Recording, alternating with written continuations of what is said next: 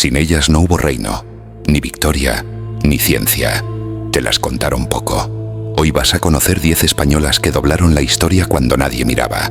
Desde una ciudadana que cambió un asalto inglés con un grito, hasta una científica cuyo hallazgo multiplicó el ADN en los laboratorios de todo el mundo. Verás cómo una capitana mantuvo el rumbo del Pacífico y cómo una maestra fabricó en metal la idea de un libro electrónico antes de que existiera. Si te gusta la historia sin maquillaje, quédate, porque al final te pediré tu propia olvidada y te dejaré el siguiente paso para seguir descubriendo lo que casi nadie cuenta. Comenzamos. Número 10. María Pita, 1589. A Coruña. La contraarmada inglesa desembarca frente a Coruña y la ciudad se encoge entre humo y miedo. En el asalto a la puerta de Santo Domingo, la bandera defensora cae y el empuje enemigo parece definitivo. Entonces María Pita toma una pica, se abre paso entre gritos y pólvora, derriba al abanderado contrario y lanza un grito que recompone voluntades. El símbolo cambia de manos y con él cambia el ánimo.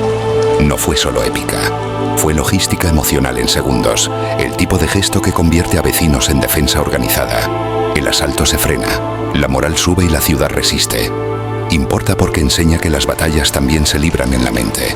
Cuando el miedo se parte, el cuerpo sigue. La huella de Pita recuerda que el liderazgo puede nacer en una puerta y que un gesto visible puede sostener una muralla entera. Número 9. Agustina de Aragón, 1808. Sitios de Zaragoza. Zaragoza tiembla. Una batería queda casi abandonada y la infantería francesa se acerca. Agustina corre, enciende la mecha de un cañón y el fogonazo quiebra el avance.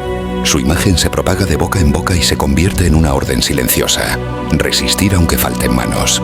El mito vendrá después, pero en el terreno el efecto fue medible. Segundos ganados para recolocar piezas, recuperar aire y transformar miedo en acción. La artillería vuelve a rugir. Los vecinos traen pólvora. Los oficiales reorganizan líneas y la ciudad compra tiempo. Esto no es un cuento. Es táctica con nombre y apellidos. Agustina demuestra que la iniciativa individual puede reactivar sistemas enteros cuando todo parece roto, y que un gesto oportuno puede inclinar una calle a favor de la resistencia. Número 8. Manuela Malasaña, 1808. Madrid. No llevaba uniforme ni mando. Llevaba delantal y tijeras. En el Madrid del 2 de mayo, Manuela Malasaña queda atrapada entre la revuelta y la represión, y su historia se quiebra demasiado pronto. Se dice que la ejecutaron por llevar encima sus tijeras de oficio, considerándolas como un arma, aunque las fuentes no fijan los detalles. Conservamos menos papeles de los que quisiéramos, y por eso su nombre enseña otra cosa. La memoria también la hacen los símbolos, los barrios y los oficios que resisten en las esquinas. Con el tiempo, Malasaña nombra un vecindario que respira mezcla y cultura popular. Buenos días. ¿Es fresco este pan? Importa porque nos obliga a mirar más allá del parte militar. La historia también son aprendizas, tenderas, costureras y artesanos que sostienen la vida mientras el monstruo de la guerra pasa. Su legado es una palabra en un mapa y una idea en la cabeza. El coraje civil no necesita permiso para existir. Número 7. Clara Campoamor, 1931 a 1933. Clara entra en el Congreso con una idea fija. Sin voto femenino no hay democracia completa. Defiende su postura frente a críticas incluso dentro de su bloque, argumenta con datos, apela a principios y no negocia lo esencial. En 1933 las mujeres votan por primera vez en elecciones generales y la vida política se abre por la mitad. El coste personal fue alto. Reproches, soledad, exilio y olvido temporal. Aún así, su victoria nos deja un método. Los derechos no maduran con el calendario, se conquistan con palabra, insistencia y riesgo. Campoamor convirtió un debate teórico en consecuencia práctica para millones. Cuando escuches, ya es tarde, o no toca. Recuerda aquella voz que empujó la puerta y aceptó que le cayera encima. Número 6. Dolores Aleu, 1882. Barcelona. Primera médica licenciada. Para estudiar medicina, Dolores Aleu necesitó un permiso excepcional para ver reconocido su título. Estaba muy normalizado en el siglo XIX. Las mujeres debían adquirir dicho permiso para poder matricularse, asistir a clases o presentarse a los exámenes universitarios. Paciencia que duele, pero lo consigue.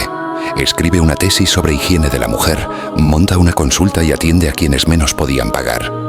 Su mérito no fue un diploma colgado, fue convertir esa credencial en salud real, explicar que el acceso no es un papel sino una puerta funcionando. Fue médica y también pedagoga. Divulgó, escribió y convenció a familias de que la prevención salva vidas. Su consulta fue escuela para otras y su voz, puente entre ciencia y vida cotidiana. La medicina cambia cuando cambian quienes preguntan dentro de ella. Aparecen dudas nuevas, prioridades distintas y soluciones que antes no se buscaban. Cada paciente que salió con alivio en el pecho es una prueba más sólida que cualquier ceremonia de graduación. Número 5. Concepción Arenal. Siglo XIX. Reforma social y prisiones. Concepción Arenal se cuela en la Facultad de Derecho vestida de hombre porque el aula le estaba prohibida.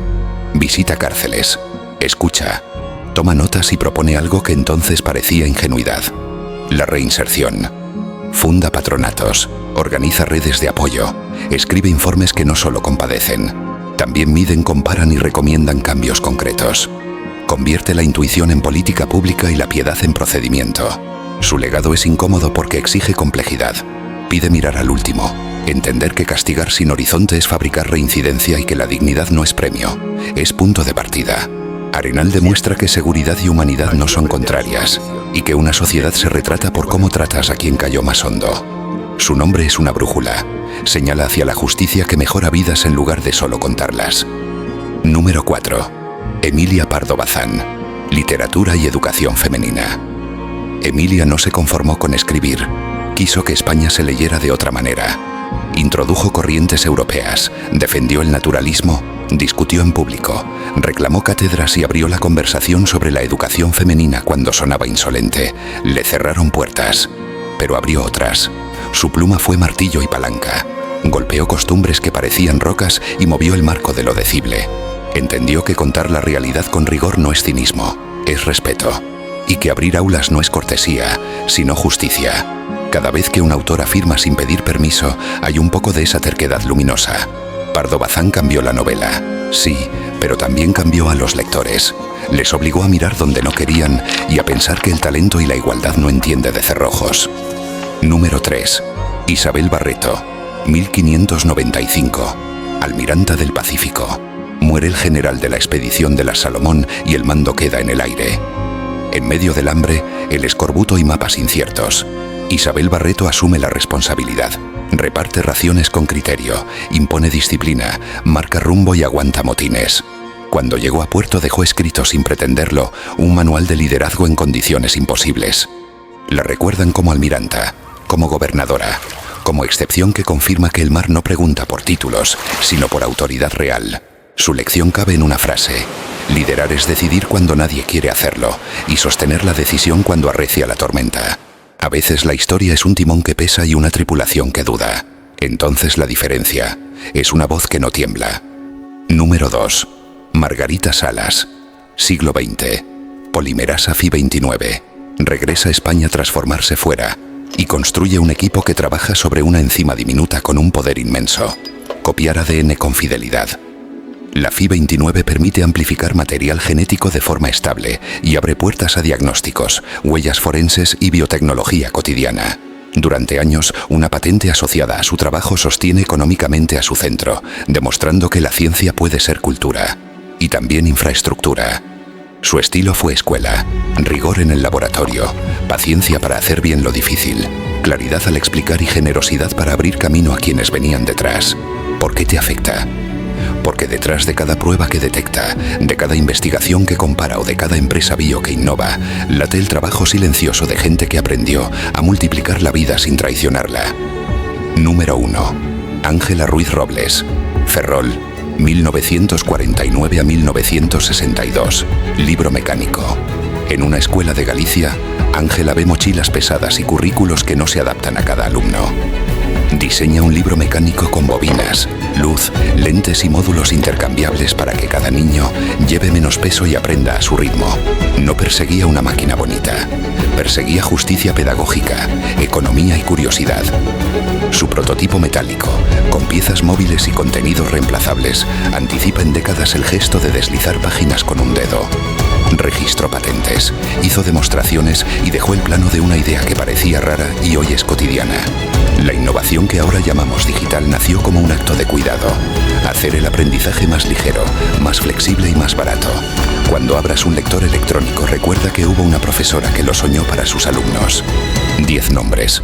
10 pruebas de que España no se entiende sin mirar donde casi nadie mira.